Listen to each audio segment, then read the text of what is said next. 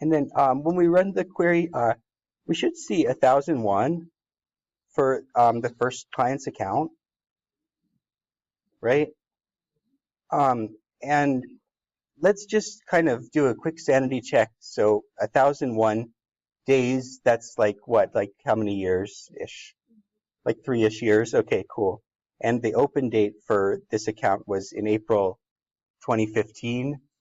So up to the end of 2017, yeah, it would be like 2.5 years, 2 years and 8 months. So this looks about right. Yeah, 1001 days in 2 years, and between 2.5 and 3 years. Yeah. Okay, cool. And we could check a smaller one, July 22nd, 2017. Looks like the half year pretty much passed since then, and the end of 2017. So that looks reasonable.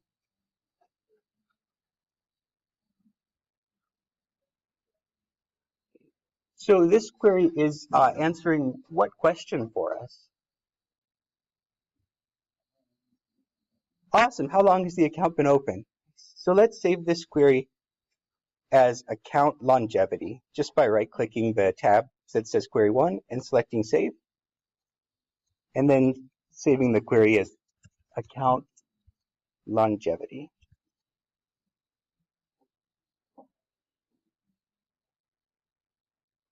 And once you've saved the query, just go ahead and close it.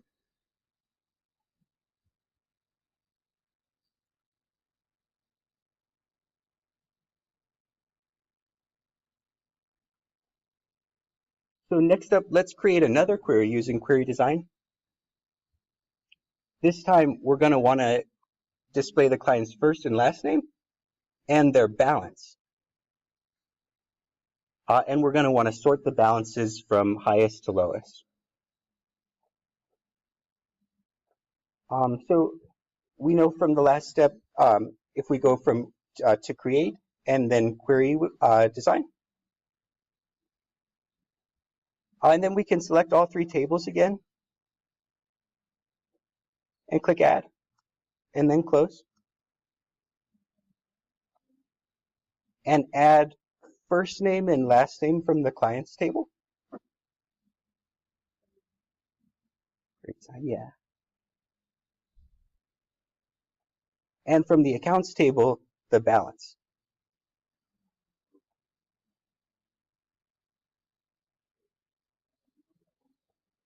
Oh yeah, well let's decide. So we want the balances to go from highest to lowest. So descending, awesome. Cool. Sort. And then if we go descending, cool. And we could run the query and see what the results look like right now.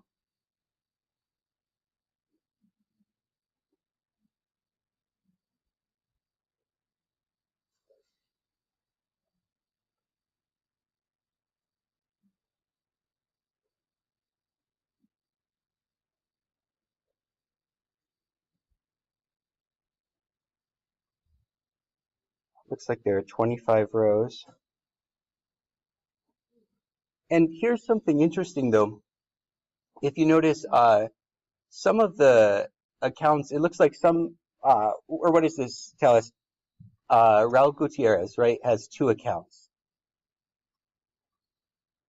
So what if we wanted to kind of aggregate everyone's account and see who has the highest balances, or kind of sort all the accounts by not just individual account balances, but by everyone's total balance that they have for all their accounts. So if we go back to design view for the query,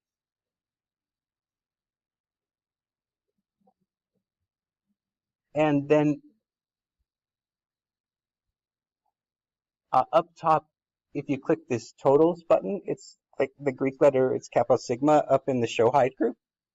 And then if you just click that, you'll see a new row, total. And so this will allow us to kind of group things and aggregate things. So we want to add the appropriate grouping so that the client's total retirement account balances are displayed. So what do you think for this total menu? Yeah, let's go with sum. Good call. Awesome. Yeah, sure, yeah. So um, to aggregate data, uh, start by clicking the totals button, which is this capital sigma in the show height group. And then you'll see a new row total. And just change group by to sum in the balance column. Yeah, nice. Cool.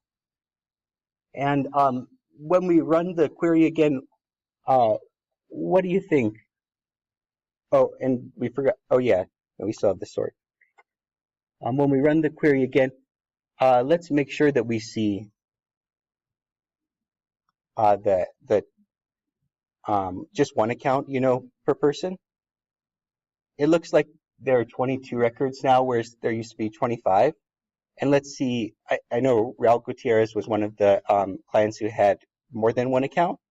So let's see if the totals are here instead of the individual account balances.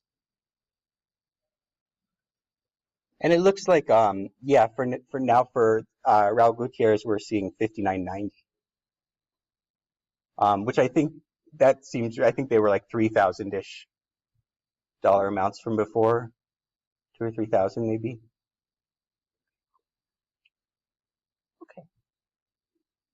So what question is this query answering for us? Uh-huh, cool. How much money does each person have? Yeah, total, uh-huh. So let's name it, how about total balances by client? Hi, welcome.